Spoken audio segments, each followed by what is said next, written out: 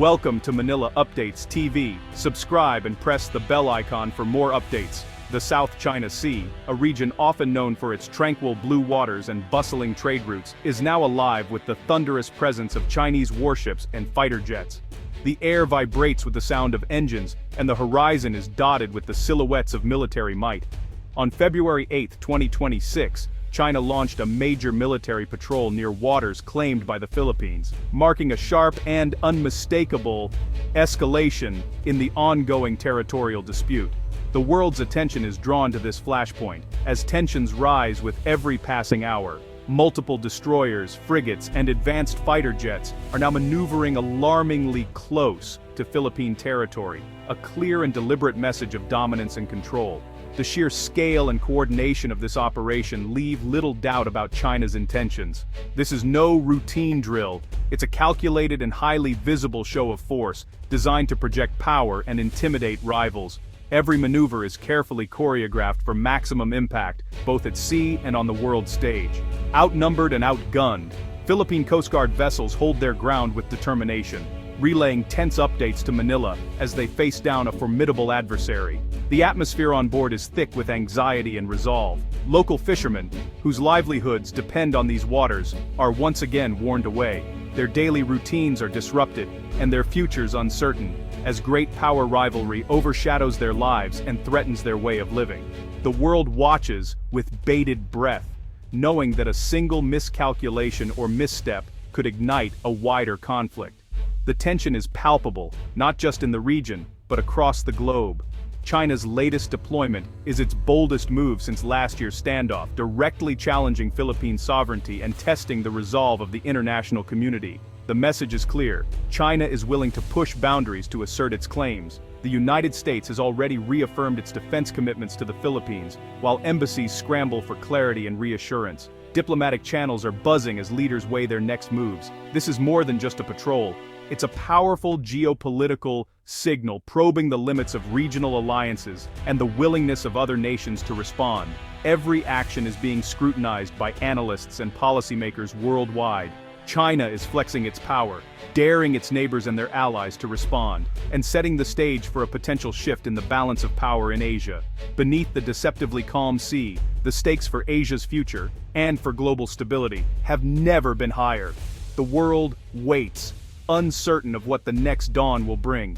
Beijing claims these patrols are routine, but the timing and scale suggest otherwise. The operation covers areas deep within the Philippines' exclusive economic zone, directly challenging Manila's rights. China's most advanced destroyers, frigates, and a fleet of maritime militia boats are joined by J-16 fighter jets overhead. This formidable force projects strength and deters opposition, creating a military bubble in contested waters. The patrols come just weeks before U.S.-Philippine joint exercises, a clear preemptive move. China aims to normalize its presence, making its control a new reality. Regular forceful patrols are Beijing's way of turning its sweeping map claims into facts on the water. The message: China is here to stay, and it expects the world to accept it. The 9-dash line is no longer just a claim, it's being enforced, ship by ship.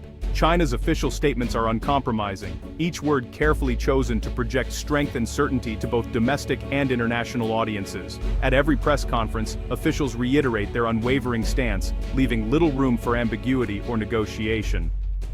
These patrols, described as routine and essential, are presented as a matter of national duty, necessary steps to defend what China calls its historical sovereignty over the South China Sea. The presence of Chinese vessels is constant, a visible reminder of Beijing's commitment. Beijing frames its actions as purely defensive, insisting that any foreign challenge is a deliberate provocation. Officials emphasize that China is merely responding to threats, not seeking confrontation, and that its intentions are peaceful, unless pushed. The message to the world is clear: China sees itself as the guardian of regional stability, the anchor in turbulent waters. Yet, paradoxically, its assertive moves often heighten tensions and fuel instability among its neighbors. To justify its sweeping claims, China points to historical maps and ancient records, arguing that its rights are rooted in centuries-old precedent. These documents are presented as irrefutable evidence, even as their interpretations are hotly contested. Meanwhile, any Philippine activities in disputed waters are swiftly condemned as illegal incursions, with Chinese officials quick to criticize and demand withdrawal.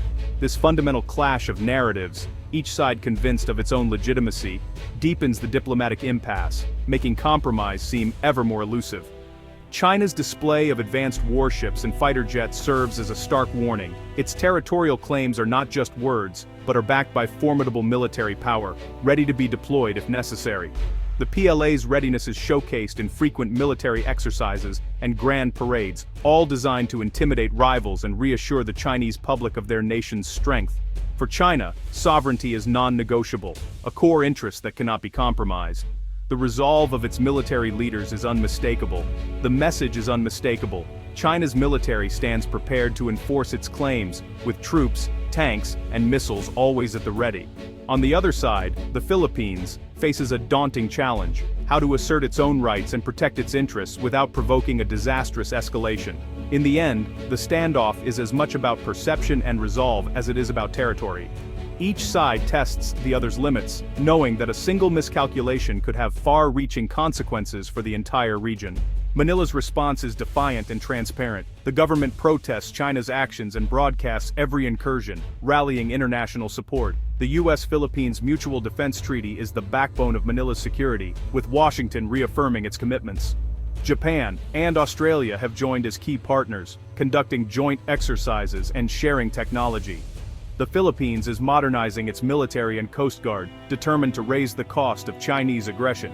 The strategy isn't to match China ship for ship, but to build a credible deterrent. Every new patrol vessel and alliance sends a message: the Philippines will not back down. Regional partnerships are growing, united by a shared interest in a rules-based order.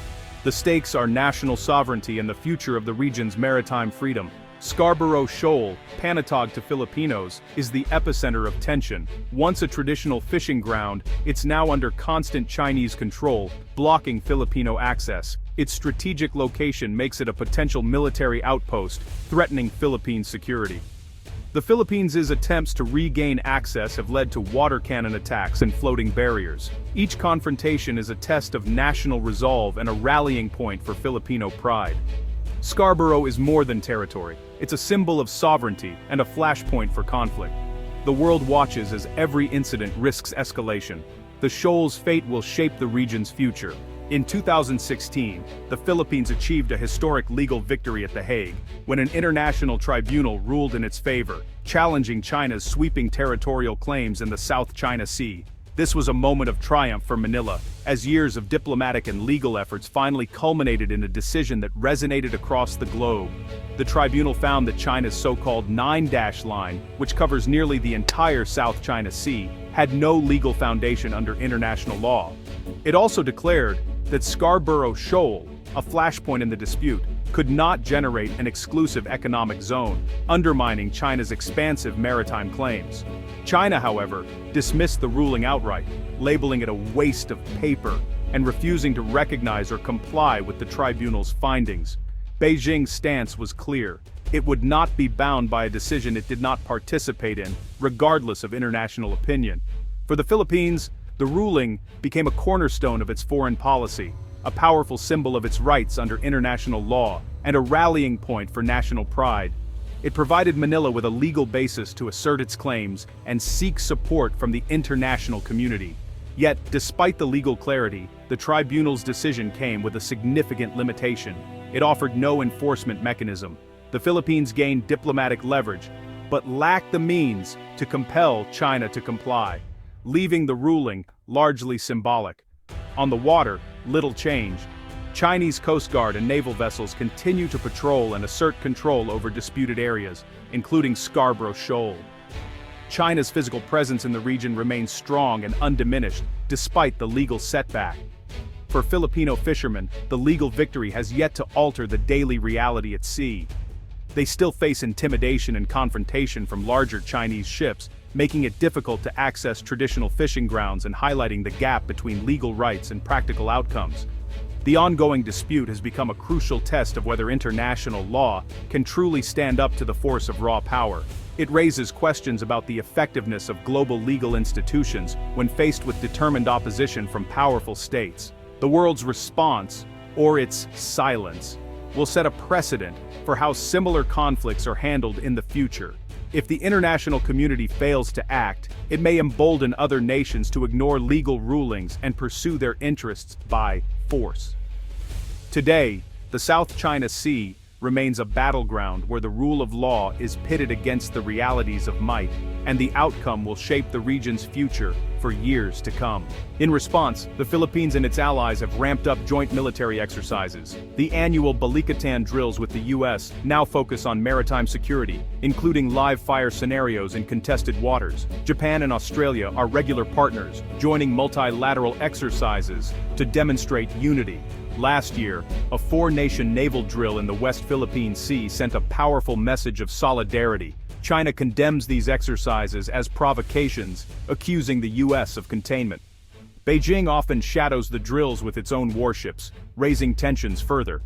These exercises boost Filipino capabilities and signal alliance commitments. Each drill is a warning: aggression will not go unanswered. The region is now a stage for military signaling and deterrence. The risk of miscalculation grows with every maneuver. The balance of power is being tested in real time. The South China Sea dispute is a microcosm of global rivalry. Vietnam, Malaysia, and Brunei watch closely, knowing their own claims could be next. The U.S. Navy conducts regular freedom of navigation operations, challenging China's claims and keeping sea lanes open. European powers and regional players like India and South Korea are increasingly involved, recognizing the sea's global importance. The area is a vital artery for world trade, making its stability a shared concern. More warships from more countries mean a higher risk of accidents and escalation. The dispute is no longer local, it's a central front in U.S.-China competition. Unified support for the Philippines complicates diplomacy, but strengthens deterrence. China, feeling encircled, doubles down on its position. The South China Sea is now a crowded, contested, and dangerous flashpoint. The danger of escalation is real, as shown by the August 2025 collision at 2nd Thomas Shoal. Chinese and Philippine vessels clashed during a resupply mission, highlighting the risks of aggressive tactics and miscalculation. Both sides claim to be acting defensively, fueling a cycle of provocation and response. Gray zone tactics, lasers, water cannons, blockades, blur the line between harassment and armed attack. Each incident risks drawing in allies and sparking wider conflict. Dialogue and diplomacy are essential to prevent disaster. Open communication and crisis management are the only way forward. The challenge: manage tensions, uphold the rules, and avoid war in one of the world's most dangerous waters.